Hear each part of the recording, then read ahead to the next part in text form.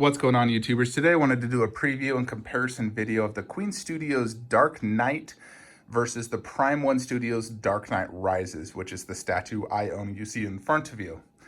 So we're going to go ahead and first check out the Queen Studios pictures that they just posted. They did state that they will continue to try and improve the sculpt, which I'm assuming is really just the head sculpt, most likely the unmasked version, because I still think it needs some improving. But let's go ahead and look at those pictures and see what we think, and then compare it to the option of this one. Alrighty, so here's a good look at just the Queen Studios Batman as a standalone piece on the tumbler base. He stands 25 inches tall, just the Batman himself, so decent good size. Here's the Unmasked Portrait. Looks pretty good, although I do think it could use some improvements. It looks a little too young. And they actually do give the option of both sculpted and real hair. Here's the real hair version. Personally, I'm not a huge fan of the real hair. I think I prefer sculpted. The body armor and everything looks awesome. It looks like it's only just the one pose, the fist down, slightly looking down pose. I will say I do absolutely love the base. I think it's amazing. The pose is decent, but I would prefer alternate options. No, they didn't even consider giving some extra hands. So there's three versions where you can buy just the Batman, then the one with the sculpted head, one with the real hair. Then there's the option where you get an additional base to display with the Joker, which I think is really cool how they did this. Although the one issue with this is the Joker covers most of Batman, as you can see. So overall, really cool options. So now the question begs, what is the better statue, Queen versus Prime One? Many people have asked this. I have not seen Queen Studios in person, but here's what I will state. So Queen Studios Batman himself is 25 inches tall. I measured this Batman and he is 28 inches tall. So he's 3 inches taller. So that means his entire body and everything is just bigger. So you could view this as both an advantage and a disadvantage. The advantage is it has more presence and you're able to see it a little bit better. The disadvantage is it's actually overscaled. Batman is 6'2", and 6'2" divided by 3, because it's 1/3 scale, is actually 25 inches. So Queen Studios is actually the more correct scale. Prime One overscaled theirs. Personally, I don't mind when something's bigger because you get more presence out of it. I have multiple statues and busts that are larger than they should be, and I like it. When it's underscaled, then I hate it. So you could view that in either way. Personally, I like how big this Batman is. I think it has a great presence. Then let's look at the options. So with this Batman, you're getting 3 neck pieces, 1 cowl, and 1 unmasked head. The unmasked head only looks at this angle, where the cowl head can look both left, right, and forward.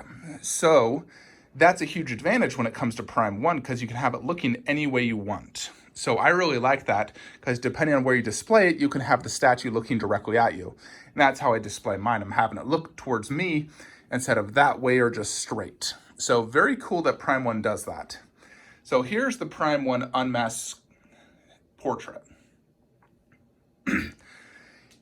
I'm telling you now, it looks absolutely amazing. I think they nailed the likeness. It looks just like Christian Bale for me. I think Queen Studios definitely has the Christian Bale likeness. It does look a little too young, and I do think there could be some refinements. I don't think Prime One is perfect either, but I think they did a very good job with it.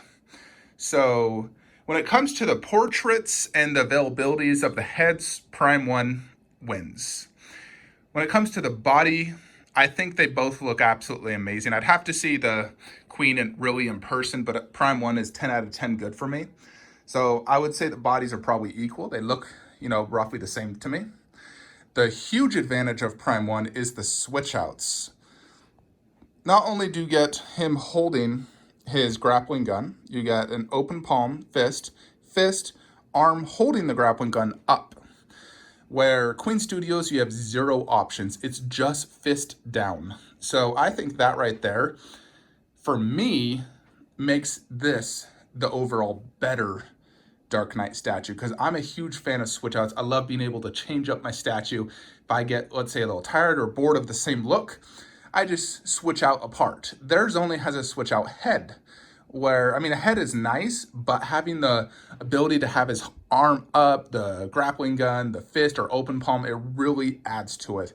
And I absolutely love that. The other advantage I would say that Queen Studios has over this is the base. I love their base. I think they killed it having it as the tumbler. This base is very nice. It's extremely detailed. It represents the final fight scene, which is very cool. So this is still a very cool base. You know, it's similar to like the Hot Toys base. Very detailed and cool. But I do think it as a standalone piece, like if you just want a Batman, I think Queen has the better base. This base is good because it matches. So I think in your decision to find the best Dark Knight statue for you, the best Christian Bale, you really got to ask yourself, are you looking to buy it as a set or just a single standalone piece? You know, I think the Queen with the Joker is amazing if you want that iconic scene. For me personally, I don't like a sitting down Joker without his jacket. I prefer a more standing up, just because standing up pieces have much more presence. I feel like sitting down hides some of the detail. Plus, I also prefer his purple jacket. I love that jacket. So that's one reason I would not get that. And I decided to go with the Prime 1 line. You know, I like how they all are matching bases. They go well together from the final movie. So for me, it was a clear choice that the Dark Knight Prime 1 line was the option to go. And I know they are making a Joker one as well. So I'm really excited to see how that looks. So I'll most likely get it. But if you're on the fence of which Dark Knight you should get, you really just got to think if you're going to get a line or standalone. I think for a standalone Batman, and if you don't mind the arms down pose, then Queen is an amazing option. I love how the base is the tumbler. It looks awesome. You know, I'm sure they'll improve the Christian Bale head even more.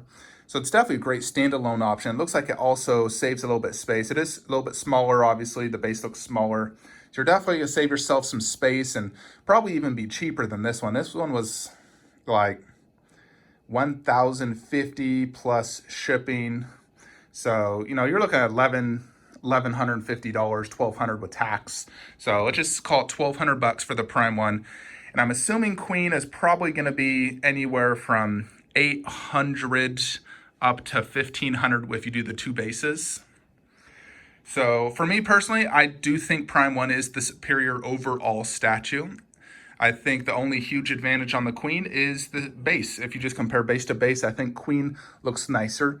But when you compare Bale to Bale, I think Prime 1 is the better overall statue due to the switch out parts. You know, so that is my opinion. Let me know your thoughts in the comments below. Which one do you like better? You know, we haven't seen a ton of the in hands of Prime 1. Only a few select collectors have actually received it. I think I'm the only one in the US that actually has it.